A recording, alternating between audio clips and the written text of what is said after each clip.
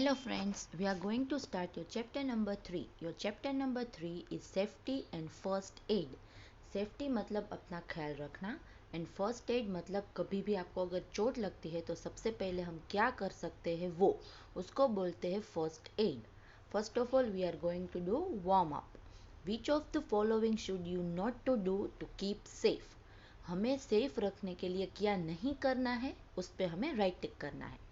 Play with knife, ये हमें करना है, नहीं करना ना तो राइट कीजिए. वॉक ऑन द फुटपाथ, ये हमें करना है. प्ले विथ फायर, फायर से कभी भी नहीं खेलना चाहिए. कीप द फ्लोर क्लीन, और फ्लोर हमको क्लीन करना चाहिए. तो हम फर्स्ट में और थर्ड में राइट करेंगे. Accidents are one of the greatest threat to our health and safety. Threat मतलब नुकसान. एक्सीडेंट्स जो होते हैं वो हमारी हेल्थ और सेफ्टी के लिए बहुत ही नुकसानदायक होते हैं. If we are careful we can prevent most accident. अगर हम केयरफुल रहेंगे तो हम बहुत सारे एक्सीडेंट से अपने आप को बचा सकते हैं. Most accidents occur due to carelessness. बहुत सारे एक्सीडेंट क्यों होते हैं, किस वजह से होते हैं, हम खुद का ध्यान नहीं रखते, हम केयरलेस होते हैं, इसीलिए होते हैं. Accidents can happen anywhere, at home, in the school, in the playground, on the road and in the other places too. कहाँ कहाँ होते हैं एक्सीडेंट, कहीं भी जगह पे हो सकते हैं, वो अचानक होते हैं इसीलिए तो उसको एक्सीडेंट्स बोलते हैं. घर पे हो सकता है, स्कूल पे हो सकता है, कहीं खेलने गए ग्राउंड में वहाँ हो सकता है, रोड ऊपर हो सकता है और बहुत सारी जगह पे हो सकता है. तो हम एक्सीडेंट ना हो उसकी वजह से हमको कुछ रूल्स फॉलो करने होते हैं, सेफ्टी रूल्स. तो वो हम वन बाय वन यहाँ पे लर्न करेंगे. अभी अगर हम घर पे होते हैं तो घर पर हम क्या ध्यान रख सकते हैं, तो अभी ये पॉइंट आया safety at home. Many accidents can take place at home if we are careless. अगर हम केयरलेस रहे, केयरलेस मतलब अपना ध्यान नहीं रखना, कोई भी चीज़ को सीरियसली नहीं लेना. अगर हम केयरलेस है तो घर पे भी बहुत सारे एक्सीडेंट्स हो सकते हैं. Follow this rules to keep safe. अब नीचे दिए गए रूल को हमें फॉलो करना चाहिए ताकि हम घर पे सेफ रह सके. फर्स्ट है keep the things in your home in proper order to prevent accidents. घर की जो सारी चीज़ें होती है वो हमें अच्छे से उसको संभाल के अपनी अपनी जगह पे रखनी चाहिए ताकि एक्सीडेंट ना हो सके. Keep your self away from pointed and sharp objects. Pointed मतलब जिसके कोने निकले हुए होते हैं, शार्प मतलब तीक्ष्ण जो कभी भी लग सकता है, वैसी चीज़ों से दूर रहना चाहिए. फॉर एन एग्जाम्पल नाइफ है, अगर आपके घर में कहीं कील ठोकी हुई है वो कील शार्प होती है, तो उन चीज़ों से दूर रहना चाहिए. Keep the floor clean. If you spill something on the floor wipe it of quickly. हमें हमारा फ्लोर क्या है, फ्लोर मतलब हमारे घर में नीचे जो टाइल्स लगी होती है वो फ्लोर, वो हमें क्लीन रखना चाहिए. अगर हमने फ्लोर के ऊपर कुछ छीला है, स्पिल मतलब छीलना, वाइप इट ऑफ क्विकली, जल्दी से उसको वहाँ से साफ भी कर देना चाहिए. Do not leave your toys and other things lying on the floor. हमारे टॉयज और भी कोई चीज़ें फ्लोर पे ऐसे ही पड़ी रहनी नहीं चाहिए. Use a step ladder or a stool to reach something high. अगर कहीं ऊंची जगह पे आपको पहुंचना है, कुछ निकालना है ऊपर से, तो स्टेप वाली लेडर आती है या तो फिर कोई स्टूल है उसके ऊपर चढ़ के ही वो उतारे. Do not play with fire and match stick. Fire और मैच स्टिक से कभी भी खेलना नहीं चाहिए. Never run up and down on the stairs. Stairs जो है घर पे उसमें कभी भी दौड़ के चढ़ना या उतरना नहीं चाहिए. Do not touch an electric wire or a switch with wet hands. गीले हाथ है तो कभी भी हमें इलेक्ट्रिक वायर और स्विच को छूना नहीं चाहिए. क्यों? क्योंकि आपको शॉक लग सकता है. अब ये थे सेफ्टी रूल्स ऑफ होम. अभी हम आगे लर्न करेंगे सेफ्टी एट स्कूल. स्कूल में आप आते हो तो उसमें भी कहाँ कहाँ कुछ क्या क्या ध्यान रखना है ये भी तो है ना. देखिए यहाँ पे देखते हैं. इन schools accident can happen when children run and push each other. School में क्या होता है, एक्सीडेंट होता है अगर बच्चे एक दूसरे को खींचते हैं और धक्का मारते हैं. याद है ना, हम आपको एवरी टाइम बोलते हैं कि don't run, do not push each other. क्यों बोलते हैं? क्योंकि एक दूसरे को धक्का लगता है तो आप गिर सकते हो, आपको चोट लग सकती है. Follow this rules to keep safe. Safe रहने के लिए ये रूल्स को फॉलो कीजिए. Always walk gently in the corridors. आपके क्लास के जो कॉरिडोर से जो लॉबी होती है वहाँ पे हमेशा धीरे से ही चलना चाहिए। डू नॉट रश अप और down the stairs, you may fall and hurt yourself and other. Stairs के ऊपर कभी भी जल्दी से चढ़ना उतरना नहीं चाहिए, आप भी गिर सकते हो और आपकी वजह से दूसरों को भी चोट लग सकती है। Do not climb on desk and chair और थ्रो थिंग्स अराउंड, कभी भी टेबल या चेयर के ऊपर चढ़ना नहीं चाहिए और चीज़ें फेंकनी नहीं चाहिए। देखो बाजू में दिया है, वो बच्चा क्लाइंब कर रहा है तो दूसरे को चोट लग सकती है। Always stand properly and make a Q in the canteen during recess. देखा आया ना, आपको हमेशा बोलते हैं, हम आपको क्यू बनवाते हैं, फिर धीरे धीरे नीचे उतारते हैं, फिर जाकर आप ब्रेकफास्ट करते हो। There is heavy rush during recess and after the last bell, be careful at that time. क्या होता है जब रिसेस का बेल होता है या फिर आपको लास्ट जब स्कूल ख़त्म होता है तब आप सभी लोग उतावले होके दौड़ते हो ना, ऐसा कभी भी नहीं करना चाहिए। एकदम केयरफुल होके ध्यान से जाना चाहिए। ये थे आपके safety rules about school. Now safety on the road, अगर आप बाहर जा रहे हो, खेल रहे हो रोड के ऊपर, तो वहाँ पे भी तो ध्यान रखना है ना। फर्स्ट ऑफ ऑल रोड पे तो आपको कभी खेलना ही नहीं है, रोड पे रन नहीं करना है। आइए चलिए देखते हैं। Road accidents are very common, हम सबको पता है रोड पे एक्सीडेंट्स होते हैं। Most of this accidents occur when safety rules are not follow. इतने सारे एक्सीडेंट क्यों होते हैं कि कोई सेफ्टी रूल्स का ध्यान नहीं रखता।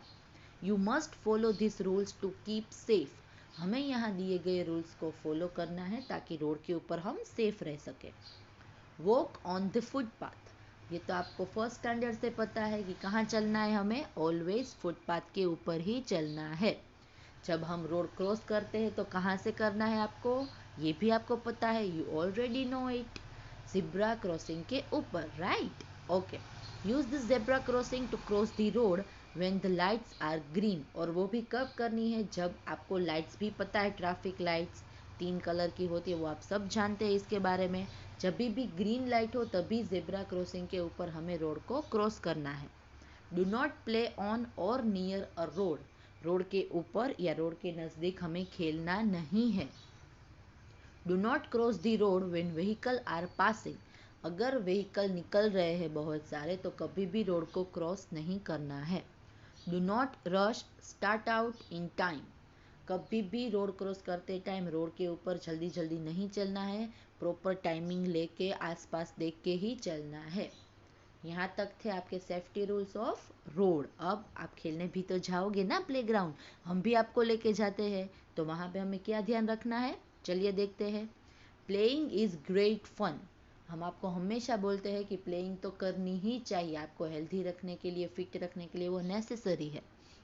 Rules help children to have more fun without having accidents, अब अगर हम थोड़ा सा ध्यान रखेंगे तो आपका ये जो फन है प्ले करने का, वो विदाउट एक्सीडेंट और भी मज़ेदार हो सकता है।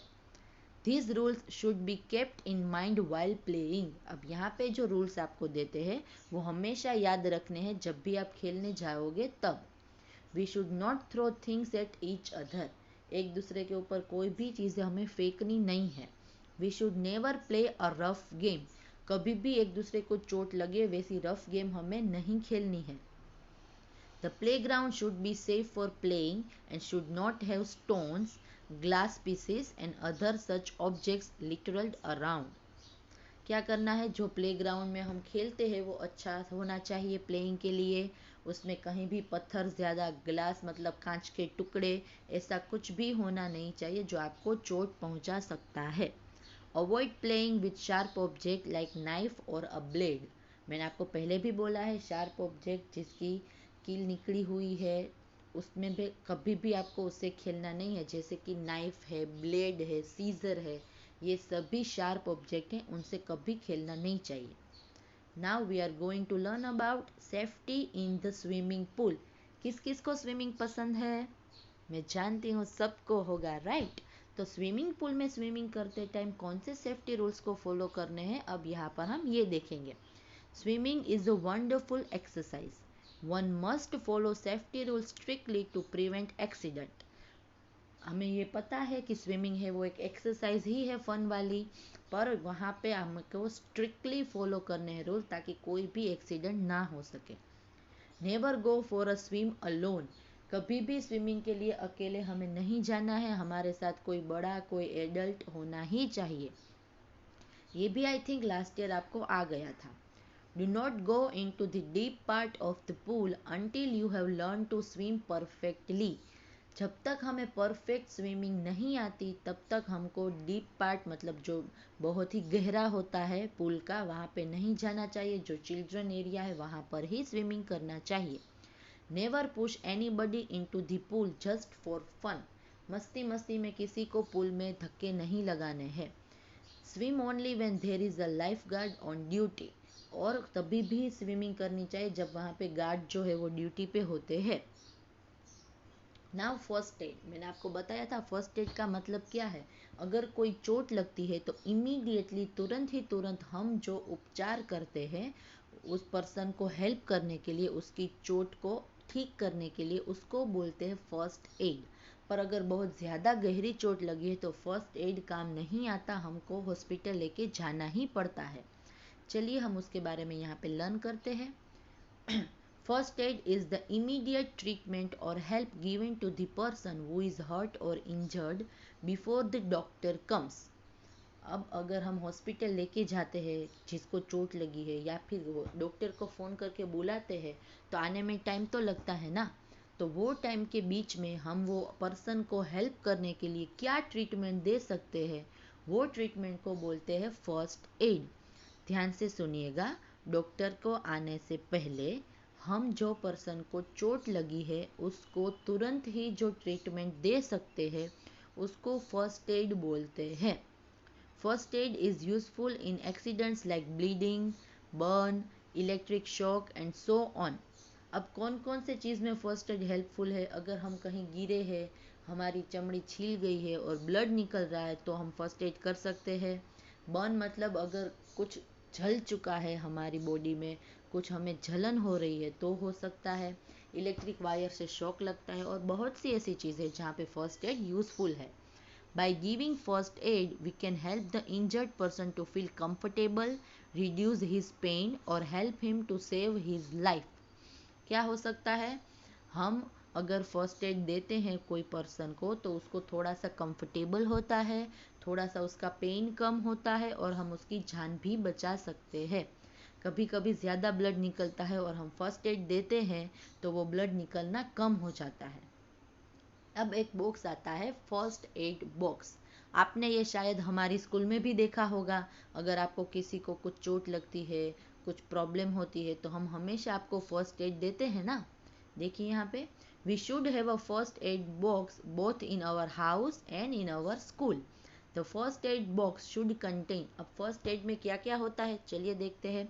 एन एंटीसेप्टिक लोशन, सोफ्रामाइसिन जैसी ट्यूब आती है जो आपको चोट लगी है उसके ऊपर हम लगा सकते हैं, ताकि आपको आगे जाके कोई उसमें प्रॉब्लम ना हो सके।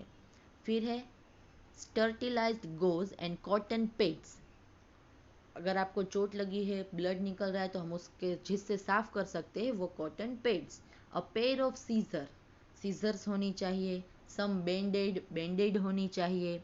अ क्रेपी बैंडेज, अगर कुछ ज़्यादा चोट लगी है तो हम आप गुजराती में उसको पाटा बांधना बोलते हैं, वो भी होना चाहिए। एंटीसेप्टिक क्रीम भी होना चाहिए, ताकि आगे जाकर आपको कोई उसमें इन्फेक्शन ना हो। अ बॉटल ऑफ मेथिलेटेड स्पिरिट, मतलब डेटॉल जैसी कोई बोतल होनी चाहिए जिससे आपका साफ हो सके, ताकि जर्म्स आगे पीछे कहीं पे फैले नहीं। स्टिकी टेप, फिर उसको चिपकाने के लिए एक टेप होनी चाहिए। अब 9 है sketch of oral rehydration solution, ऐसा भी एक चीज़ होता है जो आपको होनी ही चाहिए। कॉमनली यूज्ड मेडिसिन, और कॉमन कोई मेडिसिन है सिर दर्द की, पेट दर्द की, ऐसी भी फर्स्ट एड में होनी चाहिए।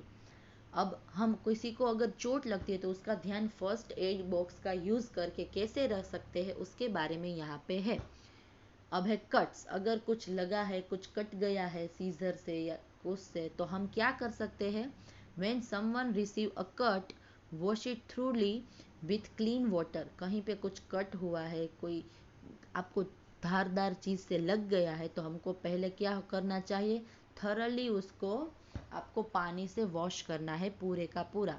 यूज डेटॉल और स्पिरिट ऑन इट, बताया था ना मैंने अभी, उसके ऊपर डेटॉल जैसी कोई स्पिरिट वाली चीज है तो वो उसको साफ करना है। You can also use N antiseptic cream, फिर एंटीसेप्टिक क्रीम लगाए ताकि उसका इन्फेक्शन कहीं और जगह पे ना लगे। Cover and also wrap it with a clean bandage, फिर उसमें बैंडेज लगानी है। अब है ब्रूइशिस, मतलब कहीं पे गिरे और कुछ छिल गया है उसको हम बोलते हैं ब्रूइशिस।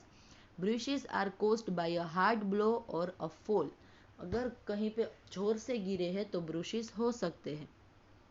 When the bruised area become blue or black, you should apply cold water, ice or a towel soaked in cold water on it. अगर कहीं पे ब्रूशिस होते हैं फिर हमें वहाँ पे ब्लड जम जाता है तो वो ब्लू और ब्लैक होते जाता है वो एरिया, तो उस टाइम पे क्या करना है आपको, कोल्ड वाटर मतलब ठंडा पानी या आइस या फिर गीला टावल आपके ऊपर वहाँ पे वो चीज़ पे लगाना है। अब है बर्न्स, अगर कहीं पे जल गया है तो हम क्या हेल्प कर सकते हैं वो पर्सन की, रन कोल्ड वाटर और आइज ऑन दी बर्न्स, जहाँ पे जला है वो एरिया पे ठंडा पानी या बर्फ डालना है। Apply suitable ointment and see the doctor, जो जरूरी है वो ट्यूब जैसा कुछ लगाए और तुरंत ही डॉक्टर के पास जाए। Electric shock, if a person receive an electric shock from a live wire or any other electric appliances, immediately switch off the main current line। कभी भी ऐसा होता है कि कोई वायर या कोई इलेक्ट्रिक चीज से किसी को शॉक लगता है तो सबसे पहले हमें मेन स्विच करंट की जो होती है वो बंद करनी है ताकि करंट वो वायर में से पास ही ना हो सके। Take the patient to the hospital, और तुरंत ही वो पेशेंट को हॉस्पिटल लेके जाना है। इंसेक्ट बाइट्स, कोई जीव जंतु कोई कीटाणु अगर कोई कीड़ा हमें काट लेता है तो क्या कर सकते हैं, अप्लाई केलेमाइन लोशन, एक केलेमाइन लोशन आता है वो तुरंत ही अप्लाई करना है। फॉर बी और वाप stings, apply a paste of baking soda with an antiseptic cream, कोई बी है कोई मधुमक्खी उसका अगर हमको डंख लग गया है तो हमें बेकिंग सोडा, खाने का सोडा होता है वो तुरंत ही एंटीसेप्टिक क्रीम के साथ मिक्स करके उसकी पेस्ट बना के अप्लाई करना है। देखिए येलो कॉर्नर में, washing hands with soap is the simplest and most effective way to prevent germs from getting or passing on. ये तो हम सब जानते ही है, अभी हम सब रोज हमारे हाथ सोप से क्लीन करते हैं ना, जब भी हम बाहर से आते हैं तो हम अपने हाथ सोप से क्लीन कर सकते हैं। तो वो आपका सबसे सिंपल तरीका है कोई भी चीज कोई भी जर्म से बचने का। Now if a person has fainted, fainted मतलब बेहोश होके गिर जाना, ऐसा कुछ होता है तो हम क्या कर सकते हैं, make the patient lie down with his head low to increase blood supply to his head, उसको तुरंत ही लेटा दे ताकि उसके हेड पे ब्लड सप्लाई जो है वो पहुंच सके अच्छे से। Let him take rest and call for the doctor, उनको आराम करने दे और डॉक्टर को कॉल करके बुला ले। अब जनरल रूल्स, अब जनरल ऐसे रूल्स जो हमें यूज हो सकते हैं जब हमें कोई भी अगर प्रॉब्लम है कोई चोट लगी है तो। दो the type of first aid depends on the type of injury, मतलब ऐसा होता है कि फर्स्ट एड कैसे आ सकता है, कैसे हम दे सकते हैं, कैसे हेल्प कर सकते हैं, वो किस तरह की चोट लगी है उसके ऊपर डिपेंड होता है। There are some general rules you should keep in mind when a person is injured, फिर भी ऐसे कई जनरल आपके पास रूल्स है जो आप अपने दिमाग में याद रख के कभी भी कुछ ज़रूरत हो तो पर्सन को फर्स्ट एड दे सकते हो। फर्स्ट है एक्ट क्विकली बट कामली, अगर कुछ हुआ है तो जल्दी जल्दी सोचे क्या करना है पर ठंडे दिमाग से। Do not create panic, panic मतलब उतावला नहीं होना है, टेंशन लेके कुछ गलत नहीं कर देना है। Make patient lie down so that he और शी फील्स कंफर्टेबल, कुछ भी अगर हुआ है किसी को तो उसको आराम से सुला दो तो थोड़ा वो कंफर्टेबल फील करे।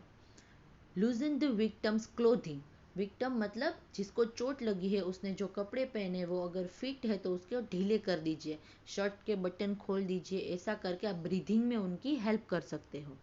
Keep the victim protected from flies and dust, अब विक्टिम मतलब जिसको चोट लगी है वो इंसान, उसको क्या करना है, कीटाणुओं से और धूल मिट्टी से उनको दूर रखना है, कोई जीव जंतु से दूर रखना है ताकि उसको कोई और इन्फेक्शन ना लग सके।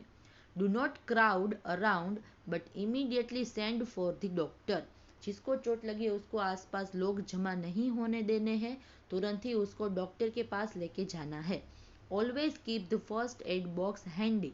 हैंडी मतलब जरूरत होने के टाइम पे जो जल्दी से मिल जाता है आसानी से, उसको हैंडी बोलते हैं। तो फर्स्ट एड बॉक्स ऐसी जगह पे रखना है जहां हमें तुरंत मिल सके। In case of serious accidents take the patient immediately to the hospital. अगर बहुत ही गहरी चोट लगी है, कुछ सीरियस बात है, तो उनको तुरंत ही हॉस्पिटल लेके जाना चाहिए। तो चिल्ड्रन, यहाँ पे आपका ये सेफ्टी वाला चैप्टर है वो ख़त्म हो रहा है।